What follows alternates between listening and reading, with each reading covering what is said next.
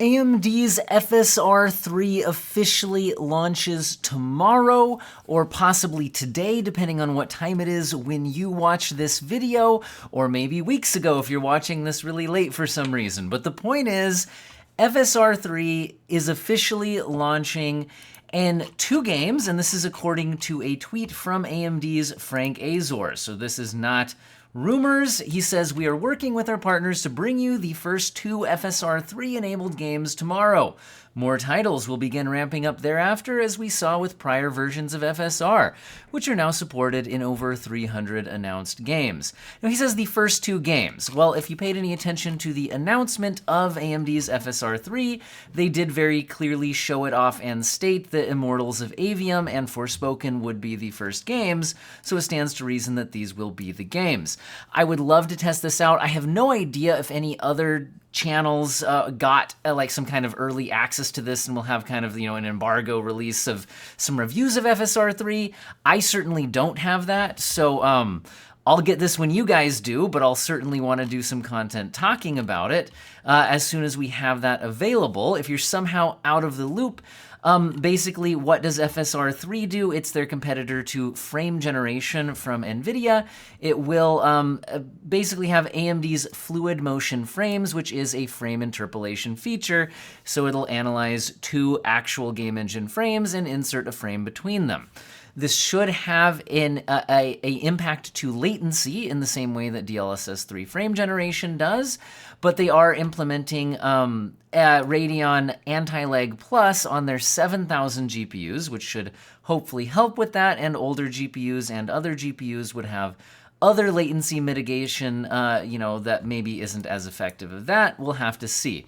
This operates through asynchronous compute, which means that this is going to be compatible with most recent-ish graphics cards. Specifically, I believe this article has it, AMD has listed support for their actual fluid motion frames to be basically their AMD RX 5700 and above, as supported but only recommended on RX 6000 series and above. From Nvidia, supported on the 20 series and above, but only recommended for 30 series and above.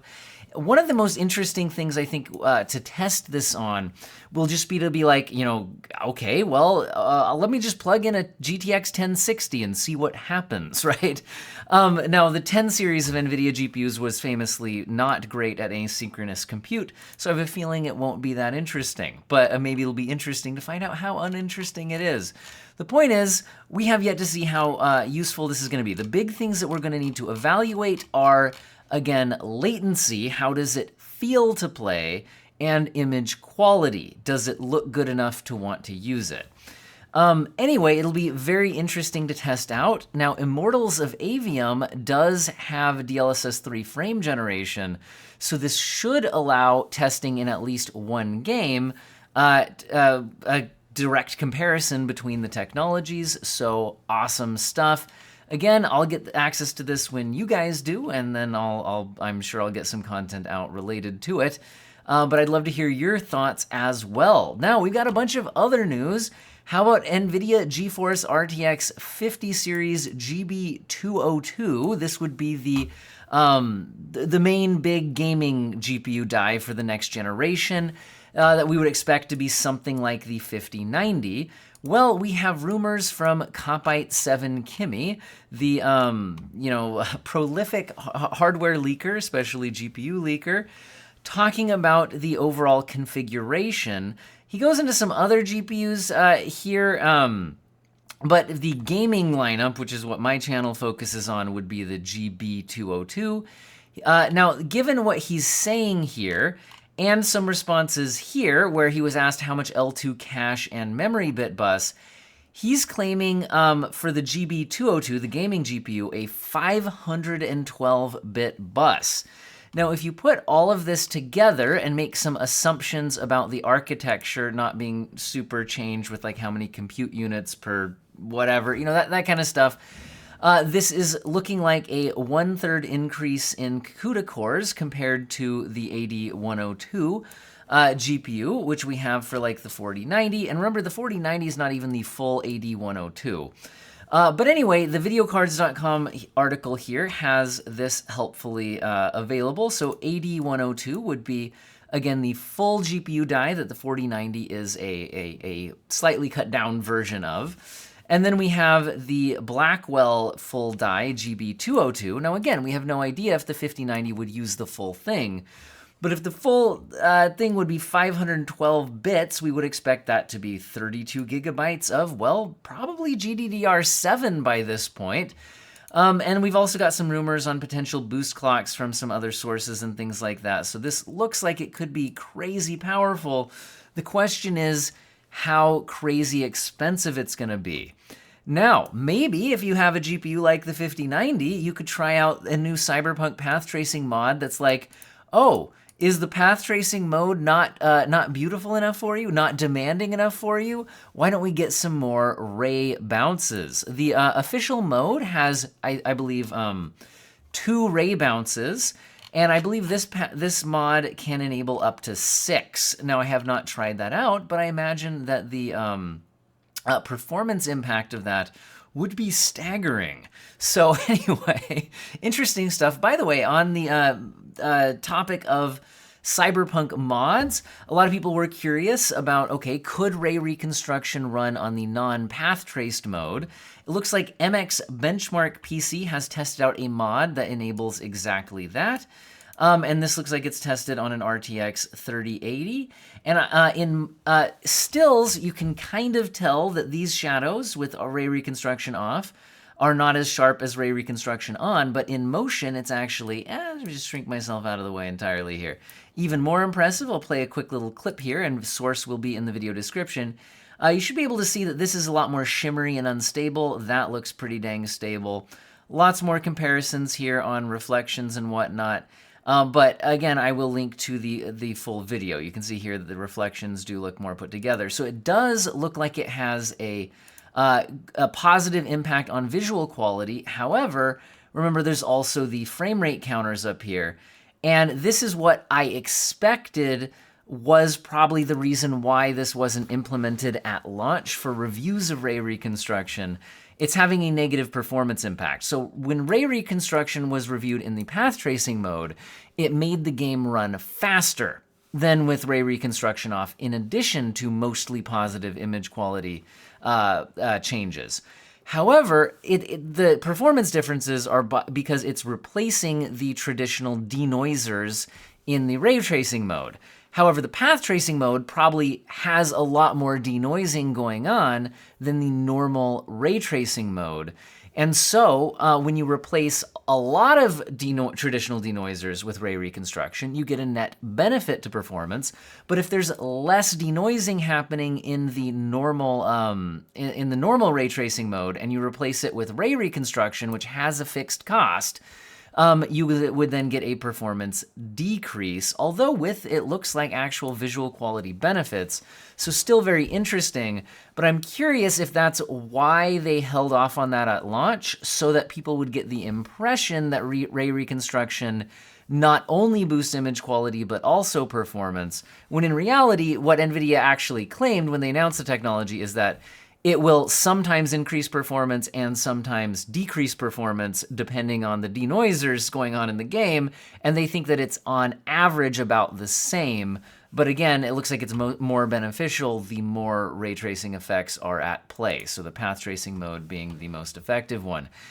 Now, speaking of NVIDIA and all that, we've got NVIDIA announcing CEO Jensen Huang keynote at AI Summit on October 16th. But this being an AI Summit and reading the announcement for all that, this doesn't seem like we'll get any big gaming announcements here or anything like that. But there you go. Now, NVIDIA has become so dominant in the AI space that they're apparently having offices raided by the French Competition Authority, which does not mean that they are guilty of anti-competitive practices, but it means that there is an investigation underway into that. So that's interesting. I am not a legal authority to tell you much more about it other than, well, that's interesting. Moving on, though, despite the raw power and AI potential of the cards like the 4090, One thing they apparently can't do is run the new Samsung Odyssey Neo G9 dual 4K 240 hertz monitor beyond 120 hertz. The monitor goes to 240 hertz. That is a 7680 by 2160 monitor resolution at 240 hertz. The kind of bandwidth on that is pretty crazy. Apparently, AMD's RX 7000 GPUs can support that with their more up-to-date DisplayPort 2.1 standard. Now, when this was a big issue at launch, everyone said, okay, but the 4000 series from Nvidia should be able to handle stuff like that using display stream compression, DSC, without too big of issues. However, that apparently isn't the case. This is a videocards.com article talking about it, but according to Quasar Zone's testing, which they're referencing, in a review of this monitor, it looks like Nvidia was not able to deliver even using DSC at that full output resolution and frame rate. So interesting. As far as exactly why it wouldn't be able to do that, I don't know. There's apparently some kind of theory, at least posted on Reddit, that's quoted here, but I have no idea how accurate that is. And I'm curious if that's just going to be the case with this monitor. Is this some weird compatibility issue, or is it really going to be an actual limit where DSC, for whatever reason, is not going to be able to handle those 240 hertz outputs at that type of resolution? Now, if you are wanting to upgrade GPUs, Newegg has announced a GPU trade-in program and has published some kind of prices that they would give here. Generally, things like this are not going to pay as well as if you sold a card yourself on the used market, but the idea is the convenience of not having to deal with, the whole selling it yourself and all that. But anyway, it looks like they won't accept like every GPU. This is their list and their trade-in values. So if you have newer GPUs, looks like 20 series and up from Nvidia and 5000 series and up from AMD, it looks like you could get some of this trade-in value. Again, I think that can be reduced given the condition of the card and whatnot. But anyway, that's out there. In other big news, we're having a bunch of high-profile departures. Ryan Shrout, or is it Shrout? I think it's Shrout. I don't know. Anyway, leaves Intel after uplifting the ARC graphics and software division to new heights. I enjoyed watching the videos of him and I'm spacing his name, Tom something or other, at Intel talking about the ARC graphics cards. I really loved how honest they were about the launch issues and what to expect from them. And I really liked all of that content, but he's out. He says, fall is a season for change. Yesterday was my last day at Intel. I'm going to take a couple weeks with the family. Then I'm excited to talk about what's next. Now, I wouldn't assume this is we keep having people be like, Intel's going to kill ARC graphics. I don't think that's what this is. This is just him leaving. It is not the entire thing being shut down. And also, Scott Herkelman leaves AMD, has already had a replacement, Jack Huang. I'm not going to pronounce it correctly. I failed. Anyway, to take up his spot, I try my best anyway. So I guess maybe we've had our last big announcement from Scott Herkelman here. He's saying, after 7 years at AMD and launching 3 increasingly competitive generations of RDNA graphics architectures, I've decided to leave AMD at the end of this year. So I guess he's still sticking around to the end of the year. Godspeed AMD Radeon. I will miss every single one of you fighting shoulder to shoulder in the trenches and so on. Anyway, what would be really funny is if he ended up at Intel and Ryan ended up at AMD. I'm not saying that's going to happen. It would just be kind of funny. Speaking of other high-profile departures, now this is no longer GPU specifically, but PlayStation head Jim Ryan will be retiring in March of 2024. So a lot of high-profile figures within some major companies here taken off. Now, another high-profile figure in the DLSS modding scene has been stirring up a bunch of controversy. So anyway, you may have heard about, DLSS mods, especially DLSS 3 frame generation mods, getting implemented into games like Jedi Survivor, and then getting a lot more media attention with Starfield. PureDark was the main figure able to produce these types of mods, and while some of his mods were released for free, the frame generation mods were locked behind a Patreon paywall. And then, well, that's, some people were like, mods shouldn't have to be paid. That stirred up a little bit of controversy. It was then adding DRM to his frame generation mods that really started to kick up a lot more pushback. Where it's one thing to ask for donations for the mod, it's another thing to put DRM on the mod. But then he was quoted in an interview about saying that in the future he would add mines, so effectively some kind of malware, to his mods to get back at pirates. And so suddenly it's like, whoa, wait a second. Can you trust anything this guy's putting out there if he's literally talking about putting malware in his mods? This is kind of going beyond where he was already at. Now, we're seeing an article now saying that he's walking that statement back. So he is saying he won't waste time putting mines against pirates in his mods after all. So at least he's walking that back. His direct quote here, so his original claim about the mines was within an interview with IGN. So he's saying now that he's clarifying his statement. The interview with IGN was conducted more than a week ago, and it was what I said back when I was angry at haters and those who cracked my Starfield mod. I did think about doing that at some point, but then I stopped doing it. It's been a long time, and I've calmed my mind.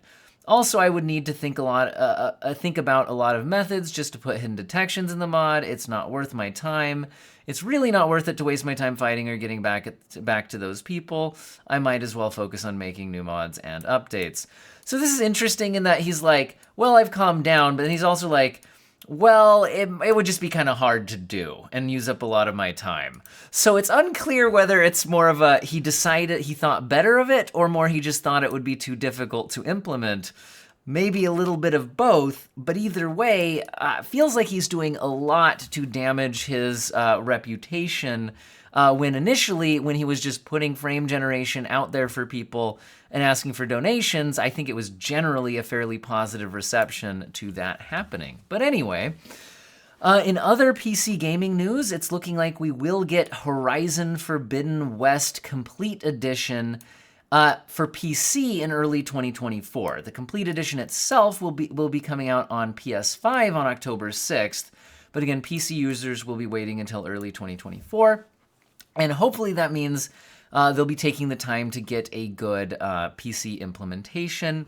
I'm hoping for Nixies being the ones to do it. It's looking like actually we're getting that in partnership with, I don't know if it's Nixis or Nixies, but either way, they have been doing great jobs with PlayStation exclusives ported to PC, so I'm quite excited for this one. This has looked amazing on PlayStation 5. I'm really curious how it will look on PC and how it will run on PC, but again, very happy to see Nixies being the ones on point for developing that PC version. We're also seeing Counter-Strike 2 now available for everyone on Steam, and I believe that also came along with the death of CSGO, so this does seem to be a replacement.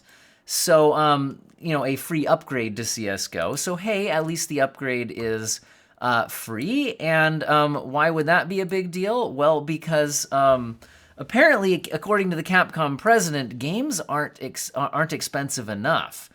Game prices are just way too low, which I'm sure most gamers would heartily disagree with.